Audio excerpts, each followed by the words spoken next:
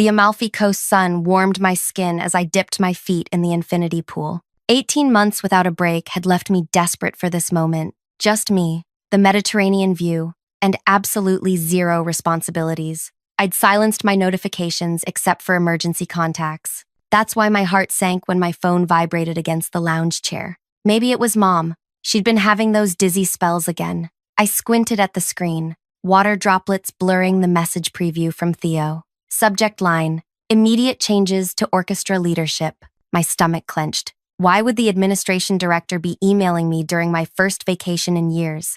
I tapped the notification, nearly dropping my phone into the pool as I read. Aveline. After careful consideration regarding the future direction of the Philharmonic, we're implementing immediate organizational changes. Effective immediately, you are being demoted from principal conductor to assistant conductor. Your replacement, Gustav, begins Monday. Your salary will be adjusted accordingly, -35%. Despite this transition, the board expects your programs for next season by Wednesday for our donor showcase. Please forward all your preparation materials to Gustav upon your return. We trust you will handle this transition with professionalism. Regards, Theo. My vision blurred. The infinity pool, the sparkling sea below, the pastel buildings of Positano, all of it swirled into a nauseating kaleidoscope. 3 years of 60-hour weeks, 13 consecutive, sold-out performances. Critics calling my interpretations transformative and career-defining, all erased with a single email. I knew exactly what was happening. Theo had been livid when the Musical Observer wrote that our orchestra's meteoric rise from regional obscurity to international recognition is almost entirely attributable to Aveline Rousseau's revolutionary interpretation techniques, rather than administration's supposedly visionary leadership. He'd been waiting for me to leave the country, to be vulnerable, to have no immediate recourse. My hands trembled as I typed a reply. I need the weekend to process this unexpected news. We'll respond properly Monday. His response came instantly. Take all the time you need. Just send over your notation keys and season outlines before Monday. Gustav will need them for the donor preview.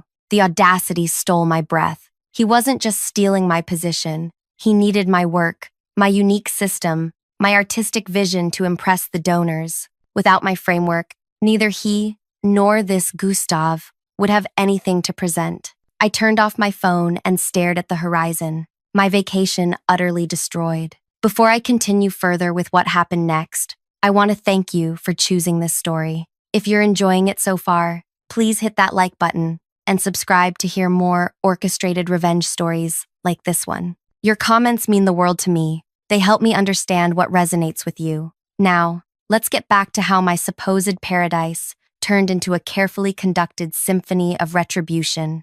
My name is Aveline Rousseau. I wasn't born into music. I clawed my way into it.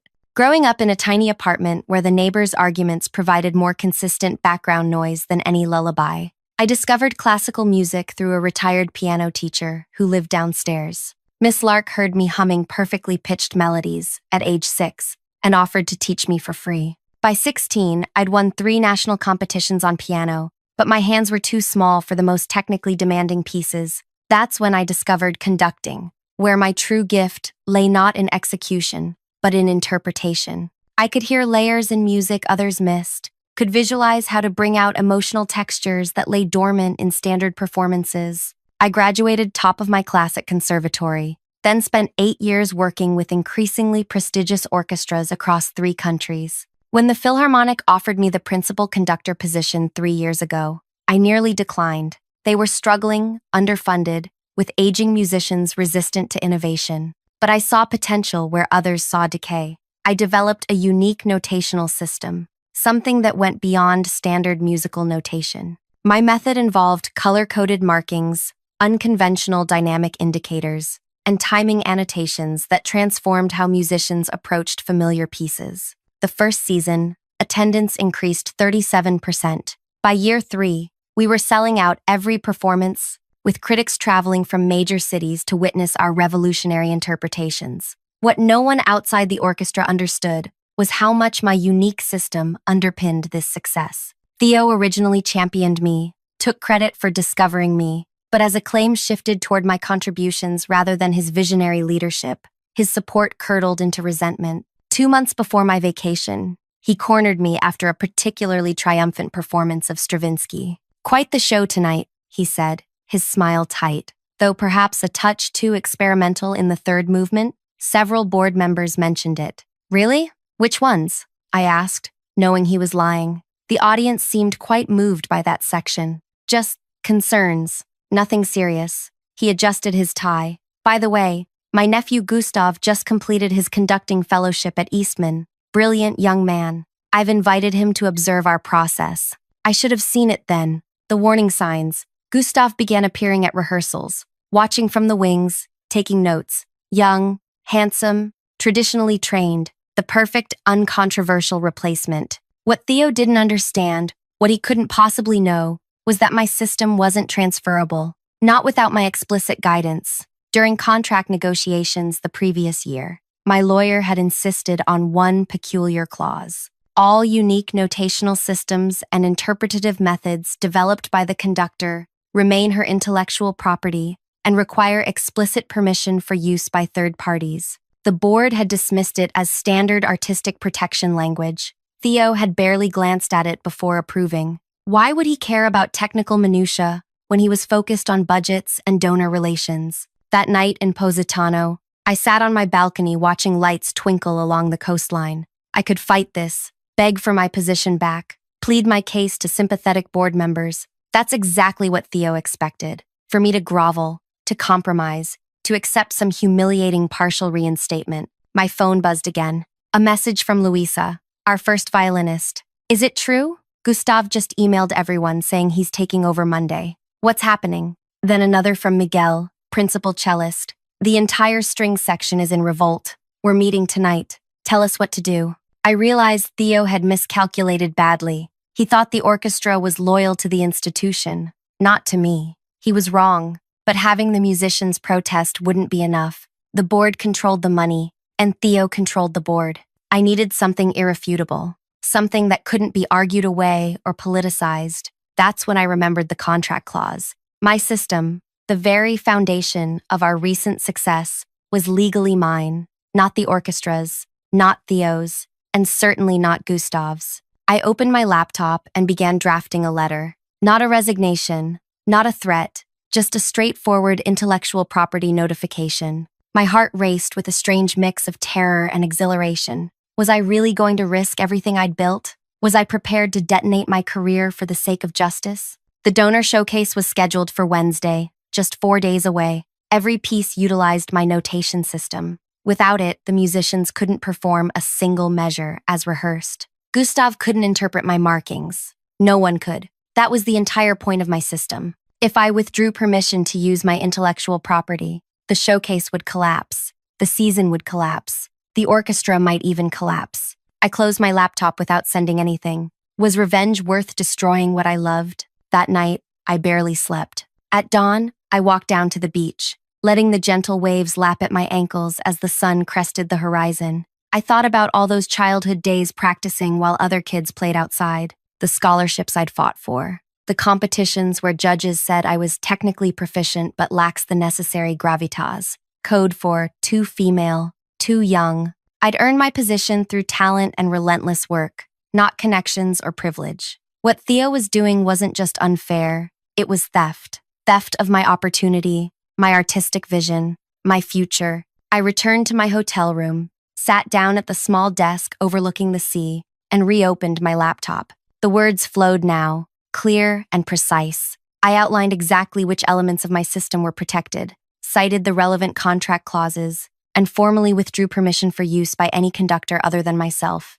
My finger hovered over the send button. Once I did this, there would be no going back. I pressed send. The message whooshed away with a finality that left me lightheaded. I titled the email simply, "As requested." The intellectual property notification was the only attachment. I shut my laptop, walked to the bathroom, and splashed cold water on my face. My reflection stared back, eyes wide with the enormity of what I'd just done. 3 years of work, possibly my entire career, balanced on the edge of a knife. My phone immediately lit up with a call from Theo. I silenced it and placed it face down on the nightstand. Then I did something that surprised even me. I changed into my swimsuit, grabbed a towel, and headed to the beach. If my career was about to implode, I might as well enjoy these last moments of my vacation. The Mediterranean wrapped around me like liquid silk as I swam further from shore than I'd ever dared. When exhaustion finally caught up, I floated on my back, staring at the cloudless sky.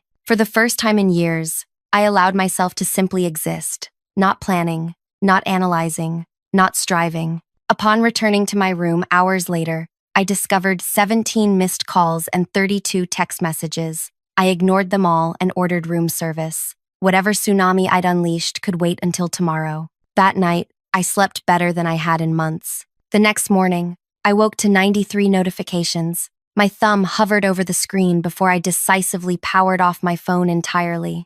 I had 2 days left of my vacation, and I intended to savor them. I spent that day exploring Positano's winding streets, eating gelato, and admiring local artwork.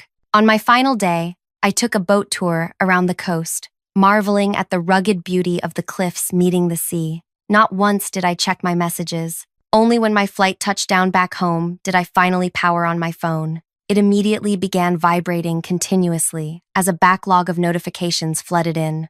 47 missed calls from the CEO, Ileana. 23 voicemails. 61 text messages. The timing couldn't have been worse for them. The donor showcase was scheduled for tomorrow morning. Every piece utilized my notation system. Without it, the musicians couldn't perform a single measure as rehearsed. The first message from Ileana, timestamped minutes after I'd sent the notification. Call me immediately. The most recent, sent just an hour ago. Please, Aveline, we'll do anything. Just call me back. As I walked through the terminal, my phone rang again. Ileana, I answered without speaking. Aveline? Thank God. Where are you?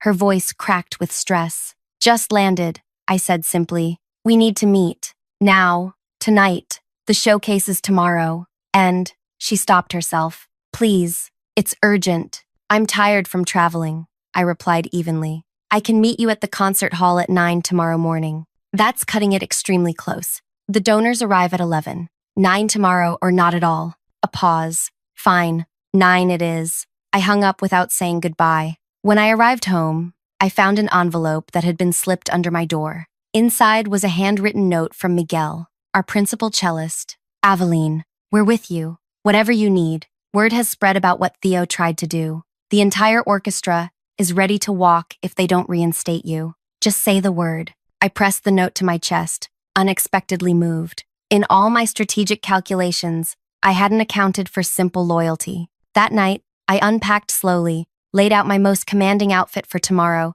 and reviewed my options. I needed to appear completely in control, regardless of how this played out. At exactly 9 the next morning, I walked into the concert hall. The atmosphere vibrated with tension. Musicians huddled in small groups, whispering urgently. They fell silent as I passed, offering nods of solidarity. Ileana, Theo, and 3 board members waited for me on the stage. Theo's face was ashen, his usual swagger replaced by a nervous twitch. Aveline. Ileana stepped forward. Thank you for coming. I noticed Gustav sitting alone in the front row of the otherwise empty hall, looking uncomfortable in an ill-fitting suit. I set my bag down carefully. You wanted to meet. Ileana glanced at the board members, then back to me. There seems to have been a misunderstanding regarding your position. No misunderstanding, I replied. Theo informed me I was demoted, effective immediately. He instructed me to hand over my intellectual property to Gustav.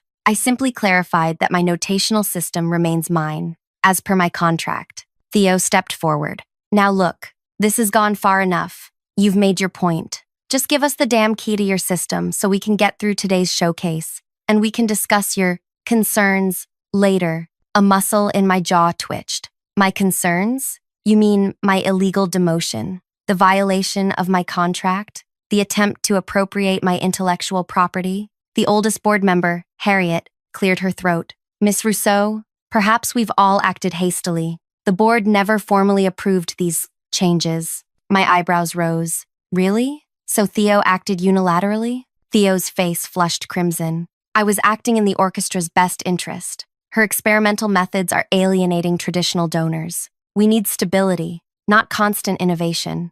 Our sold-out performances and critical acclaim suggest otherwise, I countered. Ilyana stepped between us. Regardless of how we got here, we have a more immediate problem. The donor showcase starts in 2 hours. We have 76 major donors arriving, expecting to hear the program that's been advertised for months. Without your notational system, the musicians can't perform as prepared. I let the silence stretch, feeling the power dynamics shift with each passing second. What exactly are you proposing? I finally asked. Ilyana shot Theo a warning glance before he could speak. Full reinstatement as principal conductor. Immediate reversal of all changes to your compensation.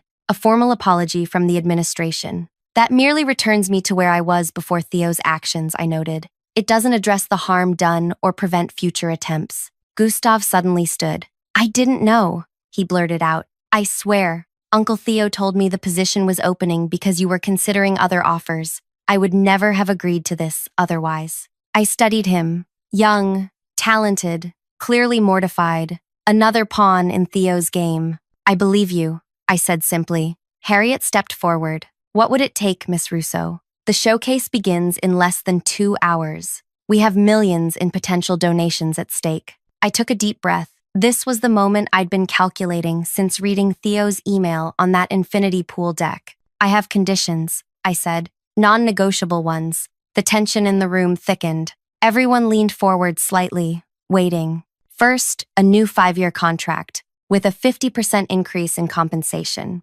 Theo started to object, but Harriet silenced him with a sharp gesture. Second, complete artistic control. My programming decisions are final. Ilyana nodded cautiously. Third, I continued, my voice steady. Theo resigns, effective immediately. The words dropped like stones into still water. Theo lunged forward. This is absurd. You can't possibly…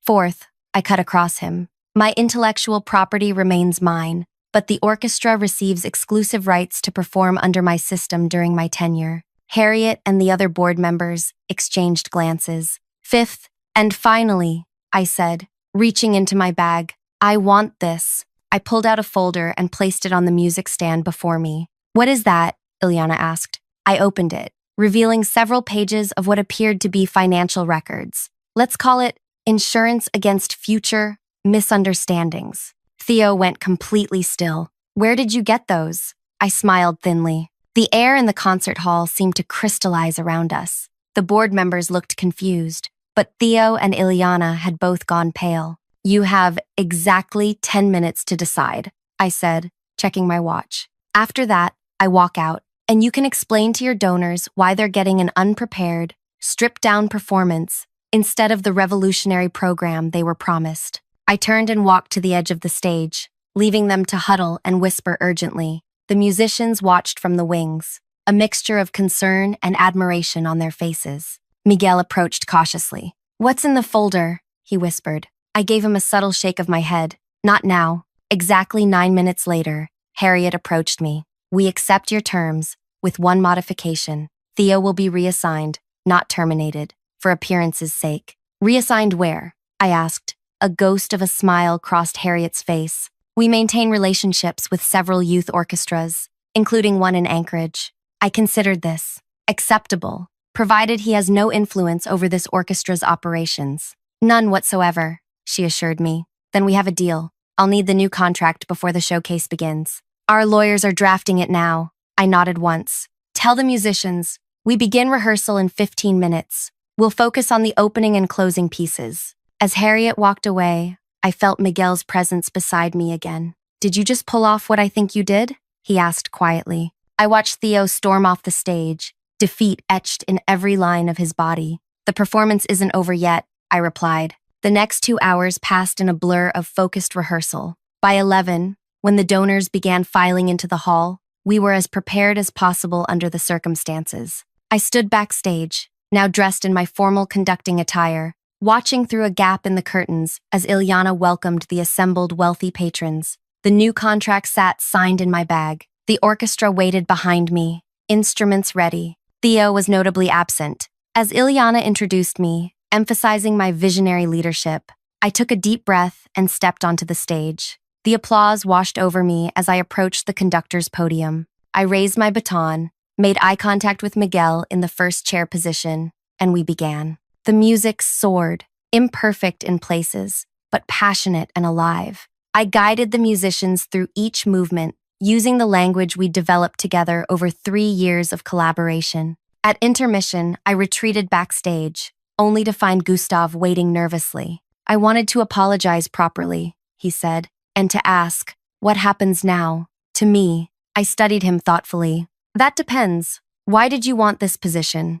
I love music, he answered simply. I've admired your interpretations since you guest conducted in Vienna last year. Working with this orchestra, even as an assistant, would be an honor. I made a decision. Report to my office tomorrow at 9. We'll discuss the possibility of an associate conductor position. A real one, earned on merit. His face brightened. Thank you. I won't let you down. As he walked away, Ilyana approached. The donors are ecstatic. 3 have already increased their pledges. Good. She hesitated. About that folder. What exactly did you have? I merely smiled. The second half begins in 5 minutes. Shall we? The second half of the performance flowed like liquid gold. Whatever tension remained from the morning's confrontation had transformed into electric energy that vibrated through each note. The musicians played with a ferocity and precision that surpassed even our best rehearsals. When we reached the final crescendo of Mahler's Fifth Symphony, I felt the collective breath of the audience hold,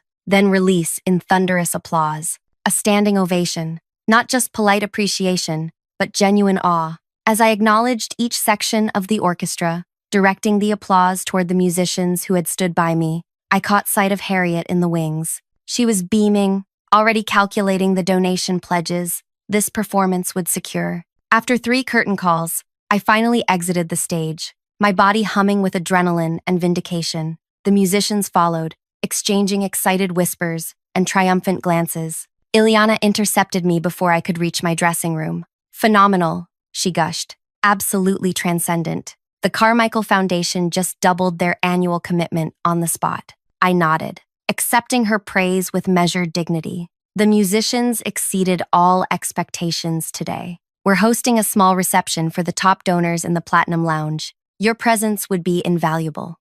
Of course, I replied smoothly. I'll join you shortly. In my dressing room, I changed quickly, choosing a sleek black dress that projected elegant authority. As I applied a fresh coat of lipstick, I caught my reflection smiling, a genuine smile, not the tense grimace I'd worn for months while sensing Theo's machinations. Miguel knocked softly before entering. You were magnificent, he said. We all were. Yes, I agreed. We reminded everyone why this orchestra matters. He hesitated, then asked the question I knew had been burning in everyone's minds. The folder, was it really what Theo thought it was? I met his eyes in the mirror. The reception's waiting. Walk with me? The Platinum Lounge buzzed with animated conversations as wealthy patrons discussed the performance, checkbooks metaphorically, and in some cases literally, open. I circulated smoothly among them, accepting compliments and discussing future programming with strategic enthusiasm. Each time someone mentioned the remarkable turnaround of the orchestra under my leadership, I silently cataloged it as another nail in Theo's professional coffin. 2 hours later, as the reception wound down, Harriet approached with a crystal flute of champagne. Preliminary numbers suggest we've secured funding for the entire next season, plus the European tour, she said quietly. The board is extremely pleased with today's outcome. I accepted the champagne. I'm glad to hear it. About Theo's reassignment, she continued, lowering her voice further. The Anchorage Youth Orchestra position has been confirmed. He'll be leaving next week. Good. Harriet studied me carefully. I've been on this board for 27 years, Miss Rousseau. I've never seen anyone maneuver quite so effectively. She tilted her head slightly. Those documents in your folder, may I ask what they contained? I smiled enigmatically. Insurance. Against? Further misunderstandings. Harriet's eyes crinkled with something between admiration and wariness.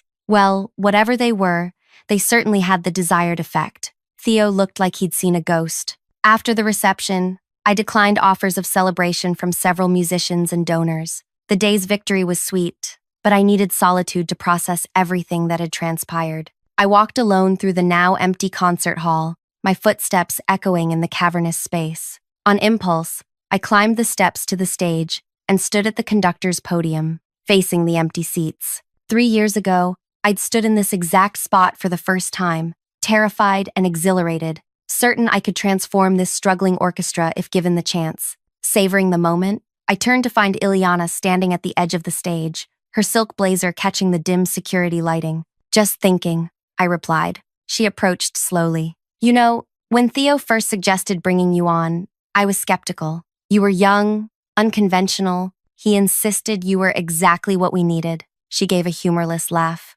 "Ironic that he then tried to dispose of you when you proved him right. Ambition is a curious thing," I said. "It can build or destroy with equal efficiency." Speaking of which, Ileana stepped closer. "I think we both know your folder wasn't just insurance." I remained silent. "The board believes you have financial improprieties on Theo. Embezzlement, perhaps, or misallocation of donor funds. Is that what they think? But that's not it, is it?" Ileana's gaze was penetrating. "Theo has always been meticulous with money, too cautious to risk financial misconduct." I ran my fingers lightly over the conductor's stand. "Does it matter what was in the folder if the outcome satisfies everyone?" "It matters to me," she insisted. "Because whatever leverage you hold, I need to know if it extends beyond Theo." Ah, there it was. Her real concern. "Why don't we discuss this in your office?" I suggested, more comfortable than an empty stage. 10 minutes later, we sat across from each other in the plush confines of the executive office suite.